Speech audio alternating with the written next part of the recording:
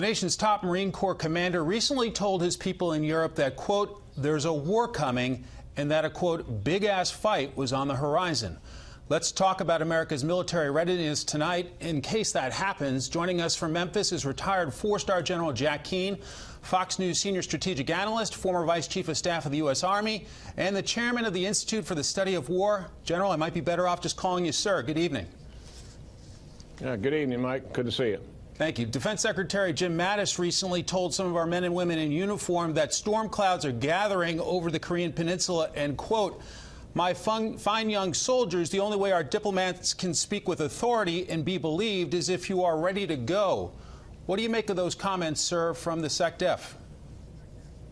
Well, listen, the United States military, once President Trump put the military option back on the table in January of this year, our military has been earnestly preparing for war. I mean, that's the reality of it. We knew that option was serious by the President of the United States. So those words that we just are picking up now is nothing that hasn't been said for months to our troops, and particularly those troops who are in Korea and those who would come into Korea to assist in a war, whether they're ground forces or air or maritime forces. They've been talking this language for some time.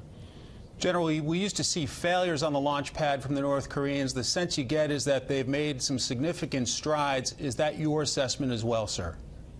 Oh, yeah, absolutely. They were using Soviet-style old technology, and these things were misfiring about 50% of the time.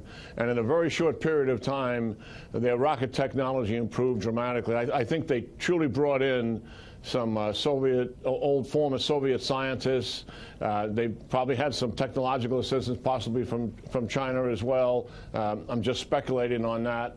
But their program advanced dramatically under Kim Jong-un. And to remind our viewers, what he is trying to do is clearly acquire this capability as rapidly as he can before these economic sanctions truly stranglehold his country. He believes time is on his side because he believes he can get there sooner than that. Right. And he also believes that once he has acquired the technology, Mike, in other words, nuclearized ICBMs pointed at the United States, he wants to be treated just like Russia and China do in terms of deterrence.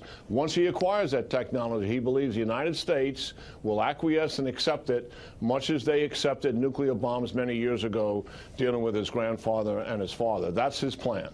General, many national security officials have said there are no good military options when it comes to North Korea. But then you have Army Chief of Staff General Mark Milley saying, hey, if it's a missile heading for Los Angeles or New York, that would be a horrible option as well. So is the point being ready for the lesser of two evils?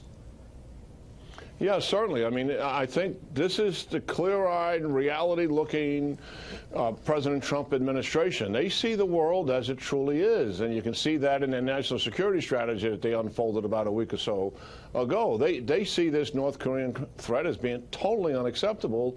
And listen, if he acquires these miniaturized nuclear weapons, he's going to sell them. Would he sell them to a terrorist, gave him a lot of money? Of course he would. So this proliferation is going to go on. His cousin, his kissing cousin, is Iran. So it's not just about their missiles pointed at the United States. It's that the world become a much more dangerous place. So these military options are back on the table. The economic effort, led by the diplomatic effort, is clearly the United States' main effort. Mm-hmm. And we're doing everything we possibly can with China and the other allies to get these guys to shut down. And there seems to be some evidence, at least, that there's gas stations closed in North Korea now. Lines are building up for people trying to acquire gasoline.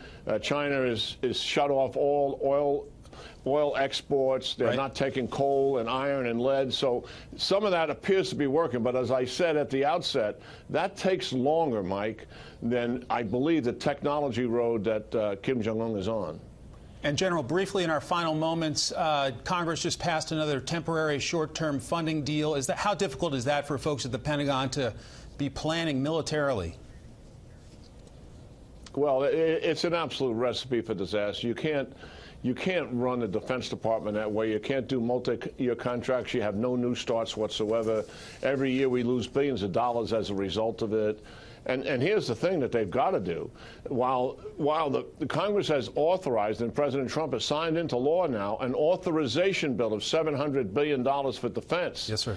That only authorizes the appropriators to decide how much of that they're going to actually appropriate. That hasn't been done because the budget caps will only let us appropriate $549 billion. Those budget caps have got to be removed, or there is no, I say again, if they're not removed, there is no Trump rebuilding of the military. General Jack Keane tonight, thanks for your time, sir.